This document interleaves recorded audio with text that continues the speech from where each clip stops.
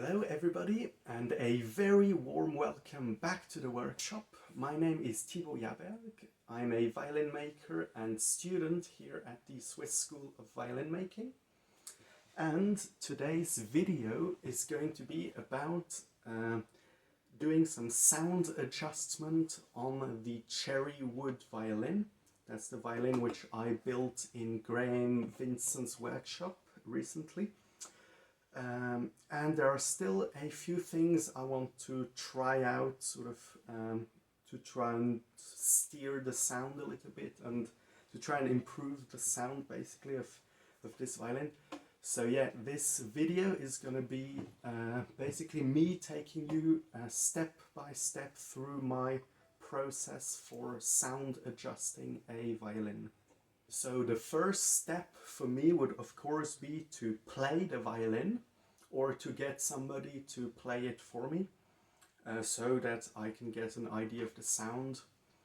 And what I'm gonna try and attempt here is I'm gonna now play a few notes and maybe a small part of a tune and then play the very same thing again after we finish the sound adjusting. And then on the editing, I'm just gonna then put the before and after recording of this violin together, and then we'll see if the microphone picks up any improvement in the sound.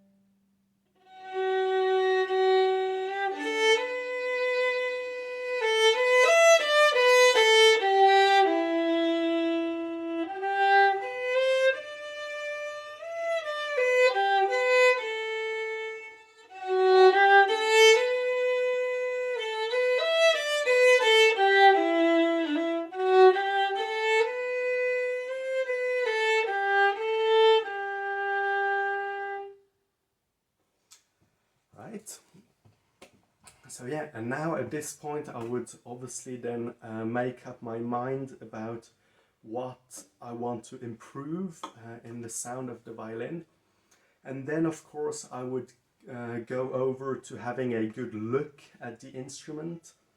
And of course if somebody would like bring me a violin for like sort of maintenance work, for like a revision basically on the instrument, then of course I would check also things to do with playability and how, for example, how well the pegs turn and so on. So I'm also of course going to check through all of this.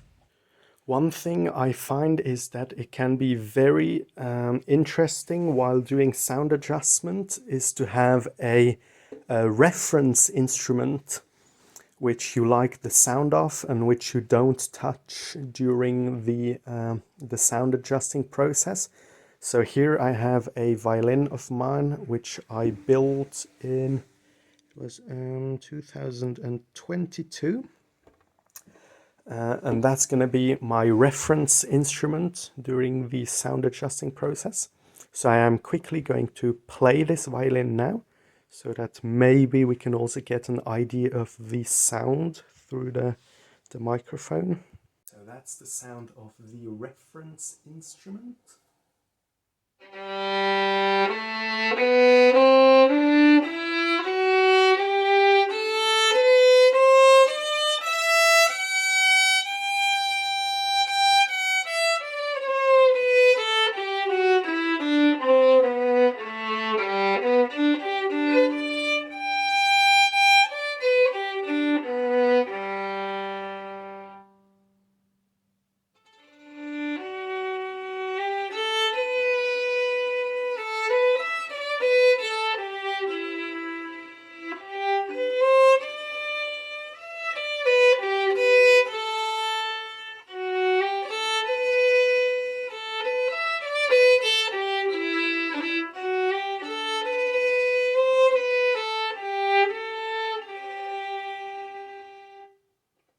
So now I played the violin, and at this point I would also make some notes about the sound of the violin before I do anything, because it's always good to make notes, and it's, yeah, if you like consistently keep always making notes about the sound of an instrument, you'll eventually become very good at just finding for yourself just words to describe specific like characteristics of an instrument.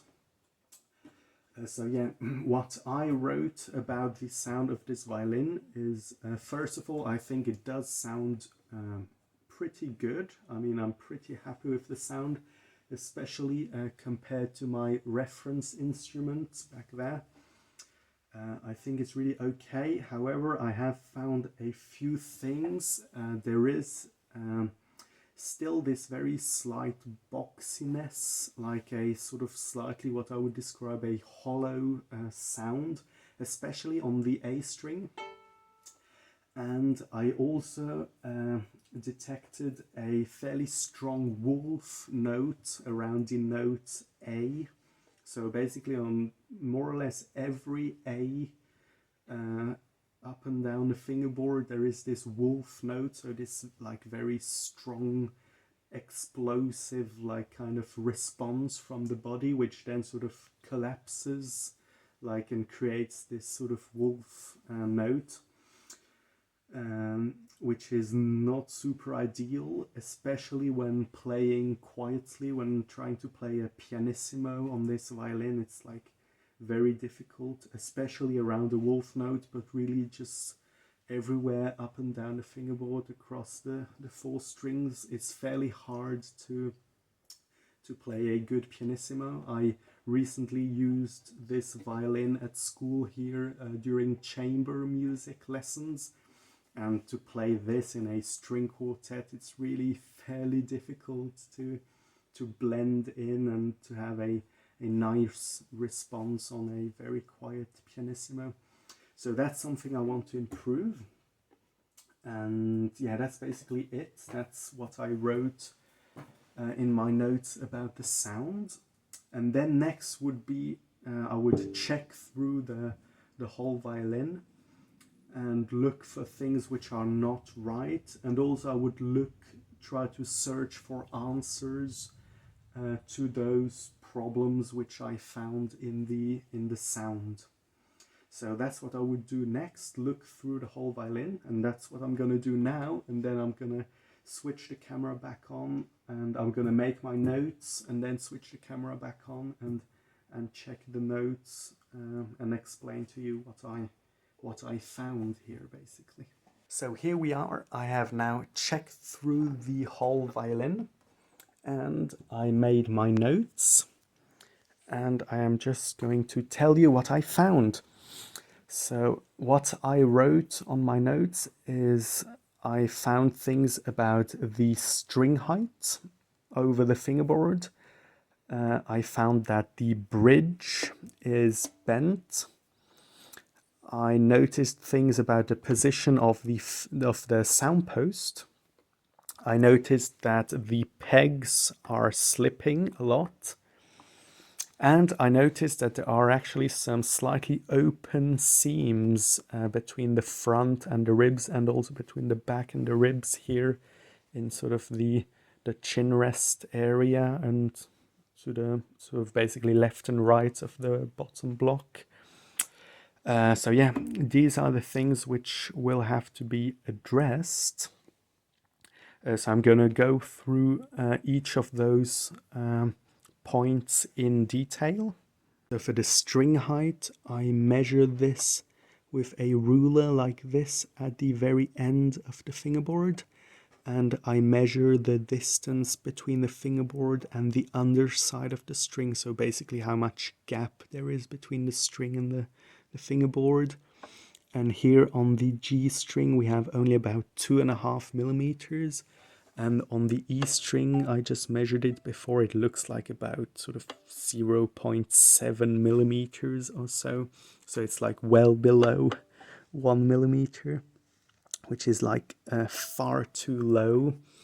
And I feel like I can actually hear this slightly in the sound, especially when playing the E string loudly, which I'm now not gonna do on video because this would totally wreck the microphone and probably wreck the ear of anybody listening to this video. Yeah, but I can feel that you can slightly hear this in the sound.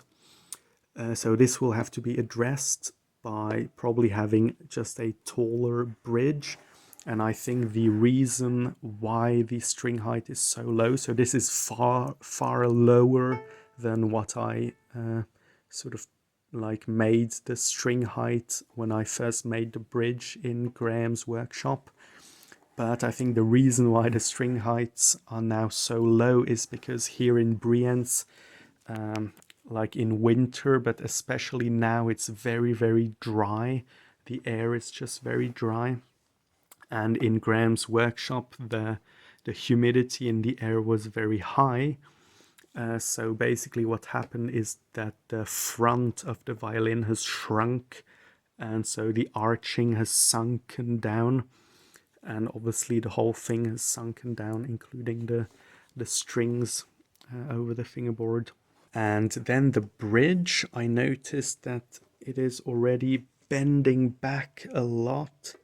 If I show you this against a straight edge, against the light, you can probably tell just already how much this is bending back. I mean, there is a very big gap of light there.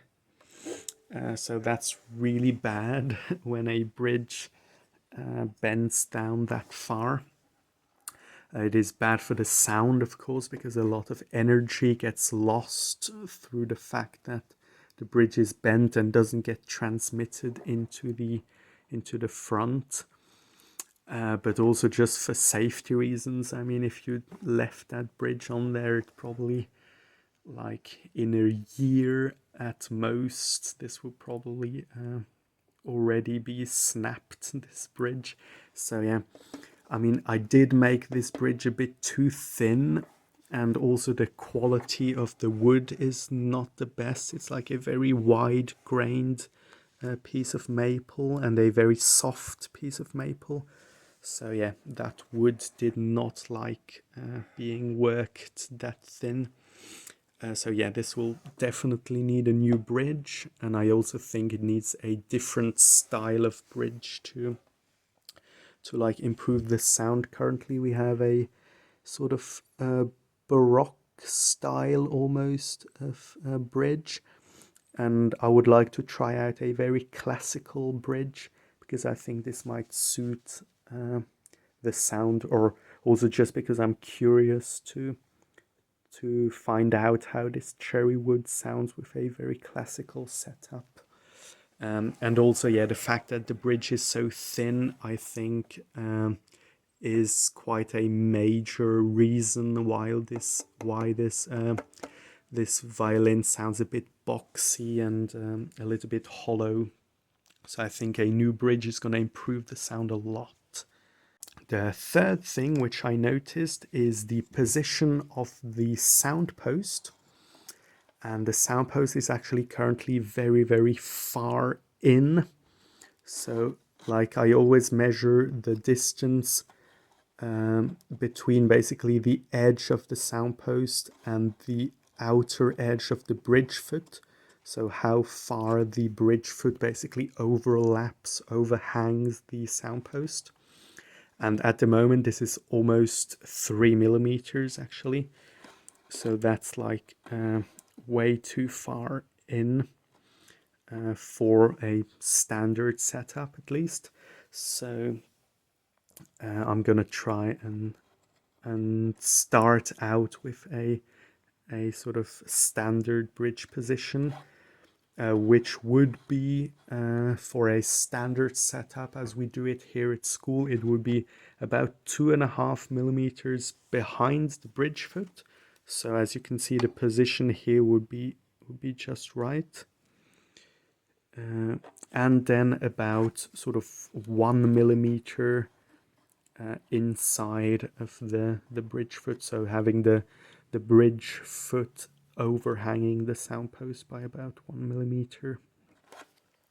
So yeah, I'm gonna try out to have this standard sound post position and then have this as a starting point for some more sound adjusting. And also what I notice is that the F-hole flap here, the upper wing of the F-hole is already quite a bit sunken in, which sort of tells me that the sound post doesn't have enough tension. I think you can also tell easily against the light on the camera.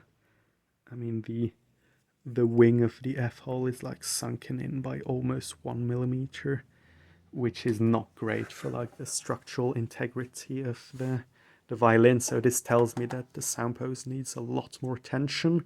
And also my current sort of experience is that violins which have sound posts with not enough tension tend to have a bad response and tend to be difficult to play pianissimo on. And this is exactly what I noticed. So I think a sound post with more tension is going to help the pianissimo and help the response on this violin. And then I noticed that the pegs are also slipping a lot, which makes it very difficult to tune, and I'm gonna have to find out why the pegs are slipping. This could again be due to the fact that it is very dry here in Brienz at the moment, and that all of the wood from the pegs and the peg box is currently shrinking. So this probably doesn't help, but I also suspect that the cone basically of the pegs might not be exactly matching the shape of the hole in the peg box. So I am going to show you later a trick on how to check the fit of the pegs, and then we might, if the pegs don't fit well, we will also adjust the fit of the pegs. And then the last thing I noticed is the open seams here at the bottom. So I don't know how well you'll be able to see this on camera, but there are basically some slightly open seams here, left and right of the bottom block. And again, I sort of suspect that the reason is the very dry air here in Brienz, which caused the plates to shrink. And luckily, one of the big advantages of using hide glue, or like using basically hot animal glues, it can be hide glue or bone glue for this application. But one of the big advantages is that the hide glue is very brittle. So when the plate shrinks a lot, sort of in extreme climatic conditions, then the glue will actually crack and the seam will open, which might sound very extreme, but actually it's a good thing, because if the glue did not fail, then it would be the wood which would fail and like cause like cracks to form in the plates, which of course we don't want. Like open seam is a very quick fix. It takes a few minutes with the glue and a few clamps on, and then maybe 1 hour to set, and then we're all good. So yeah, of course, open seams are also not great for the sound, so we are going to glue those seams back. Probably is going to be the very first thing we are going to do. So to recap, what we are going to do with this violin is we are for the string height, and because the bridge is bent, we are going to make a new bridge, and we are going to make a bridge following a very classical design to hear how a classical bridge sounds on this very non-traditional or with a violin that has been made in a traditional way, but with very non-traditional woods. And we are going to change the position of the sound post. Possibly we are going to make a new sound post for this violin, depending on how well the current sound post fits. And we are going to address the pegs. We're going to check the fit of the pegs and improve the fit of the pegs if necessary. And we are going to glue back the open seams. So the very first thing I'm going to do is, of course, take down the strings. Or I mean, I say of course, but actually it's not so obvious, because normally you'd try to do as much as possible. If this was the violin of a client which they brought in, I would try to do as much as possible without taking off the strings.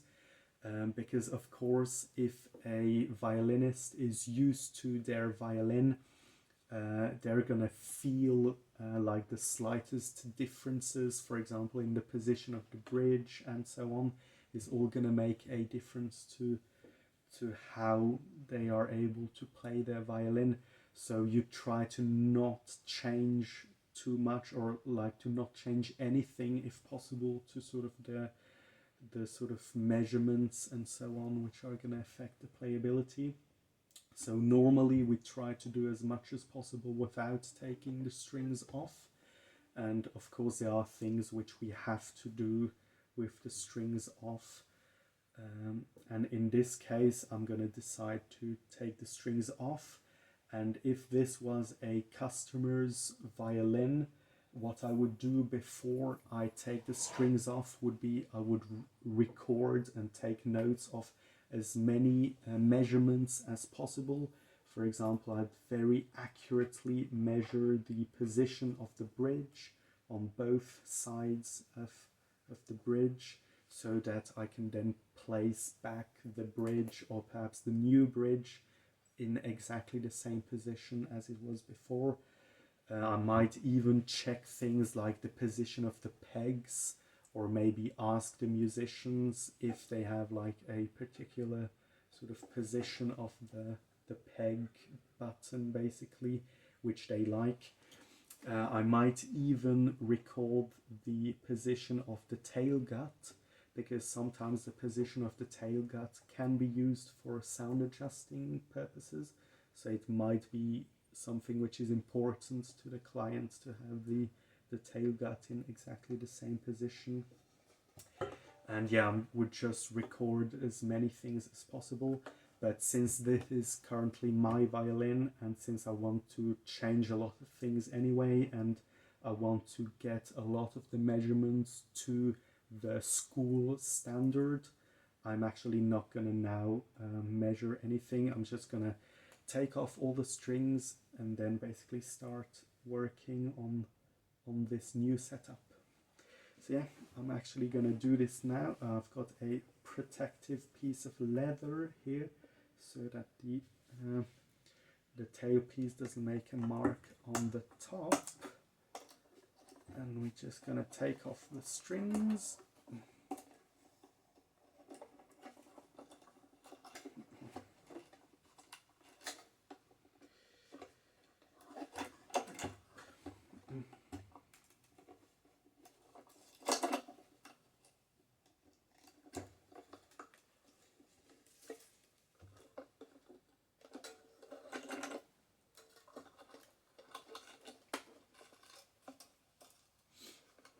And my guess is that as soon as I pick up this violin without the string tension, the sound post is probably going to fall over.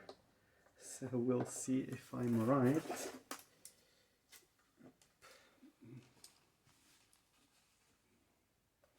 Let's have a look. Ah, that's surprising. The sound post isn't actually falling over. So yeah, this is telling me that the sound post is probably far too long, because it's currently too far in, and it seems to actually still have a fair amount of tension. So yeah.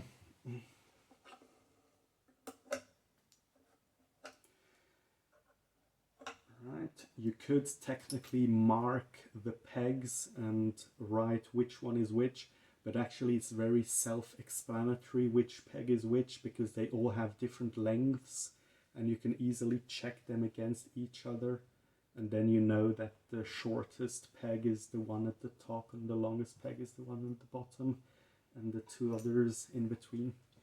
So it's actually very easy to find the right peg. And then we're going to take the chin rest off.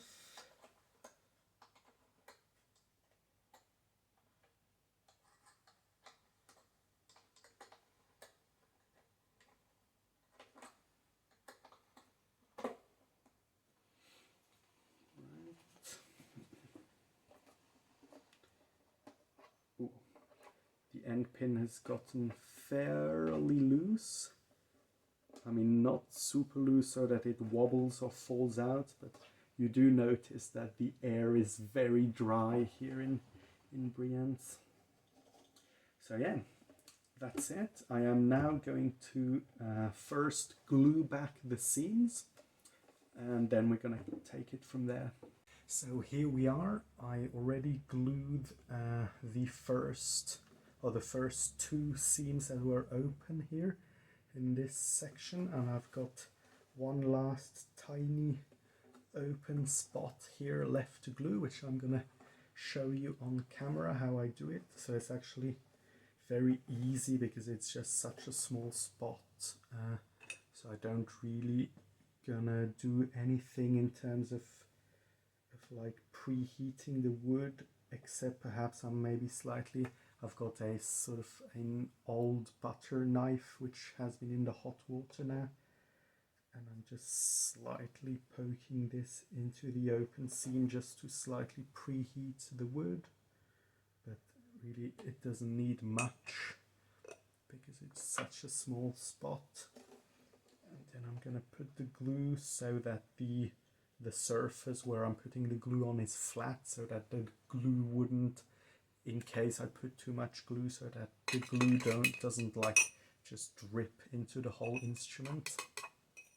But I'm trying to be really sparing with the glue, because as I mentioned before, it's not actually a bad thing when like seams can open up, because like you really want to be this sort of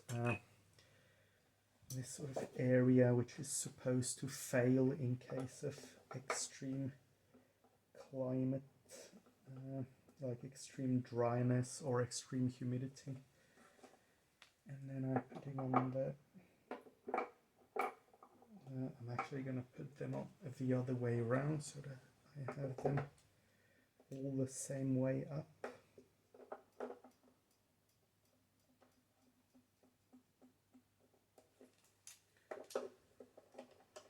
I'm just putting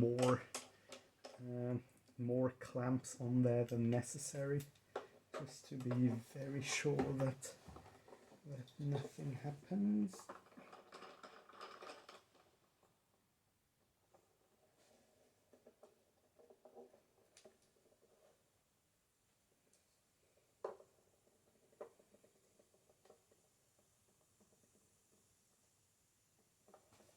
Right, that's it.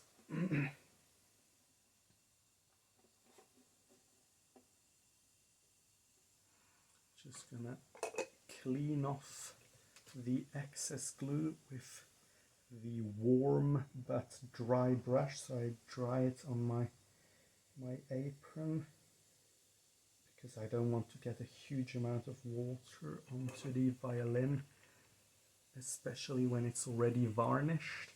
If this was now new making and this was an unvarnished instrument, I might go in with more water, and I might more like rigorously clean the glue, but here it's just a tiny bit.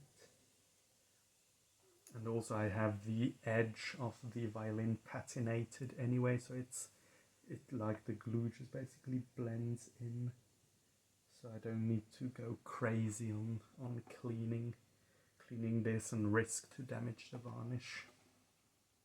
So yeah, that's it. Now I would check the time and then leave it to dry for about 1 hour, maybe 2 hours max.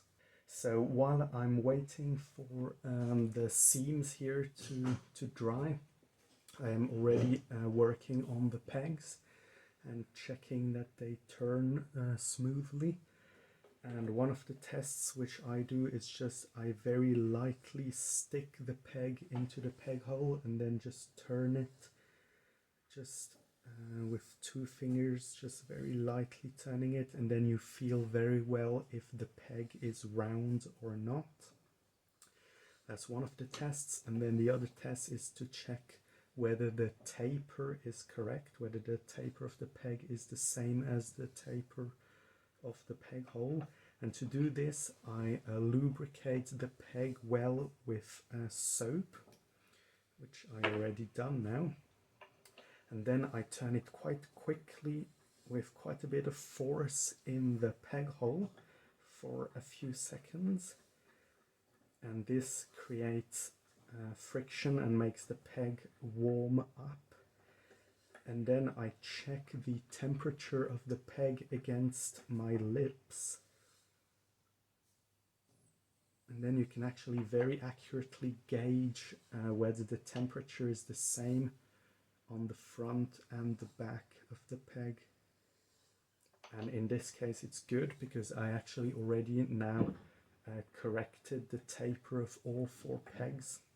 So when I checked them the first time, I actually noticed that most of the pegs didn't have the right taper in this case, and I had to make them thinner at the back, so I had to make the taper flatter basically. And this I did with the peg cutter, using little strips of sandpaper in between the peg and the peg cutter, and then you can very accurately use those strips of sandpaper to correct the taper. That's a very handy trick. I'm not going to go into too much details on adjusting pegs because this is a video about sound adjusting. So yeah. Next thing will be to start with the sound post. So I'm probably going to have a small start on the sound post, but then I'm going to wait for the glue to be properly set so that I can take off the clamps, because they do get in the way a bit. Right, so now the seams are all glued back and the glue has cured already, and I've taken off the clamps. And I checked the sound post, and I ended up actually making a new one. That's the old one, and it was actually too short. So like when I sort of pulled it to the point where I felt like it had the right amount of tension, it was already too far out, like in relation to the bridge foot. So I made a new one, which now has a fair amount of tension, which I think has done a lot of good to the arching of the belly. Sort of it puts the wing of the F-hole back where it's supposed to be. It's now pretty much flush with the rest of the arching. And the way I determined the position of the sound hole, or of the sound post, was to take the bridge, and I placed the bridge exactly where I wanted to be. So just using like standard measurements of like 195 millimeters from the edge of the belly, like left and right of the neck. And then I used these little square bits of tape to mark the corners of the bridge feet. And then that's is now my reference point for the sound post, and I am now 2.5 millimeters behind the bridge foot and about 1 millimeter inside the bridge foot. So I am now happy with the position of the sound post, and I'm happy with the tension of the sound post. So I have no idea yet whether this is going to be the right thing for this violin, but I'm sort of fairly confident that it should make a positive impact. And now what I'm doing is I'm fitting the bridge. I actually already fitted the feet to the front. And the next thing will be to work out the string height, or like the height of the bridge, so that the string heights are as I want them to be. Right, so I finished making the new bridge for the Cherry violin.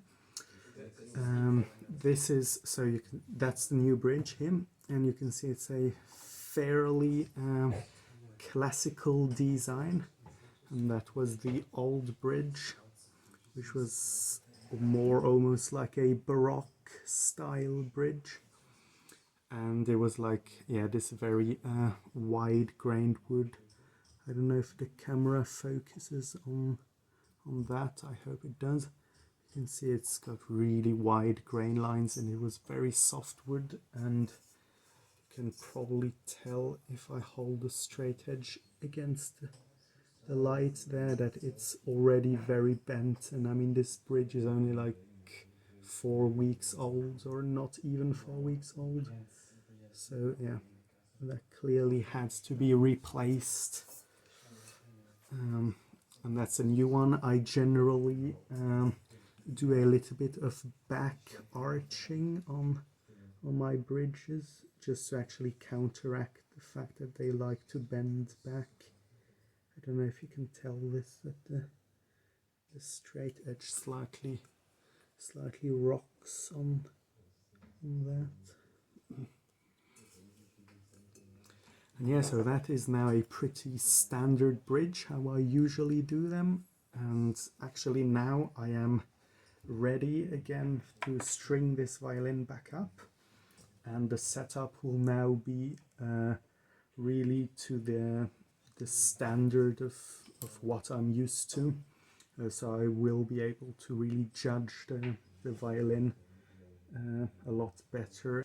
So here we are, the violin is now strung up again, and I played it now for about sort of 15-20 minutes or so, and made up my mind on the sounds now that it's got the setup which I'm used to. And I also have the strings on here which I am used to. They are the Vision Solo strings, which I've used a lot over like the past 2 or 3 years. So I know the strings very well.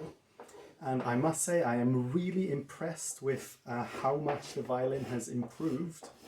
But before I talk too much more about it, I am going to do my little sound samples again. So I'm going to play the reference instrument first. So I have no idea whether we're going to hear any differences on the recording, but we'll give it a try anyway.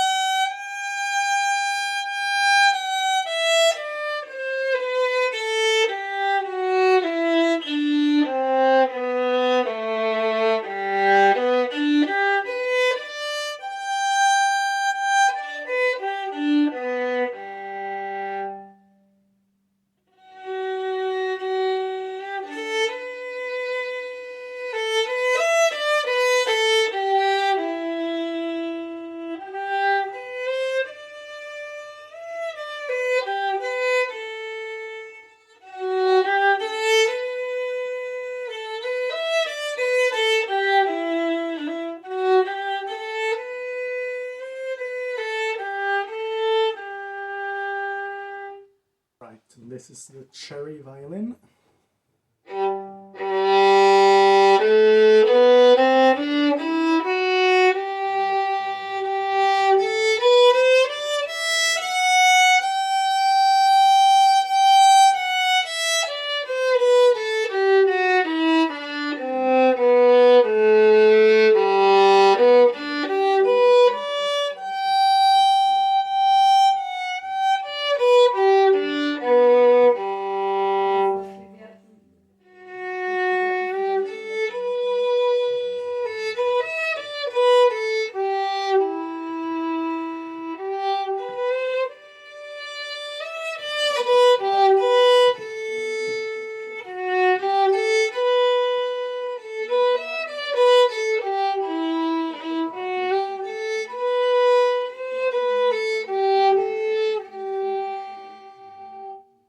So I must say I am really super happy with the improvements that this violin has gone through.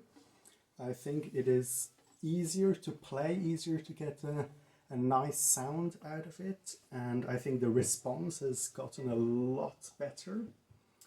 And yeah, especially I think with those strings, I think a lot of things have improved. I was not like super happy with the prim steel strings which I had on there in the beginning. I think they didn't really suit the violin well, and my feeling is that the bridge also made a huge improvement, and I am actually so happy with the sound of this violin now with my sort of standard setup on there, that I'm not actually really planning to do much more at the moment.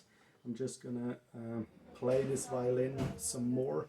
Maybe in the next few days I'm gonna notice a few things which I might like to change, but otherwise I think really sort of compared to my other violin and the other violins which I built before, I think it really sounds really good. And yeah, I think it's quite a nice violin.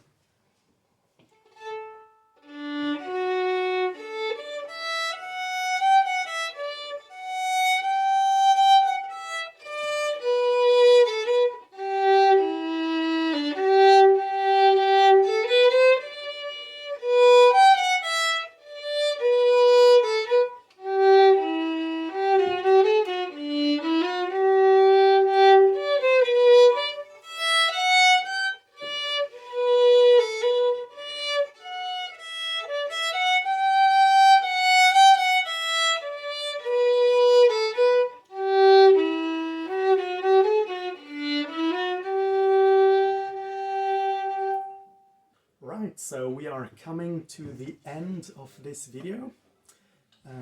So this has been a sort of fairly like wide, broad overview of all the things I've done. I didn't go into very like specific details on anything because I don't want this video to become super long. I might in the future make some more videos like on details, maybe on how I cut a bridge or how I set a sound post or so. But yeah, I think for this video I'm gonna leave it at that. And so to recap the things I did which I think improved the sound of this violin a lot is I put a lot more tension on the sound post. So I made a new sound post which was longer than the old one to give it even more tension. I think this has helped a lot with the sound. I think this mainly helped with the response. And then I cut the new bridge because the old bridge was it was just far too low and not high enough, and the strings were way too close to the fingerboard, and it was actually bending back already because it was too thin. And I think the fact that the bridge was so thin was actually causing this boxiness in the sound. Now with the new bridge, I feel like the boxiness has completely disappeared. So yeah, as I said, I am really happy with this violin, and I feel like I am now or it has now arrived at a point where I am really happy to release it out into the world. So this is going to be for sale now. I am really happy with it, and I think this is now ready to find its new owner.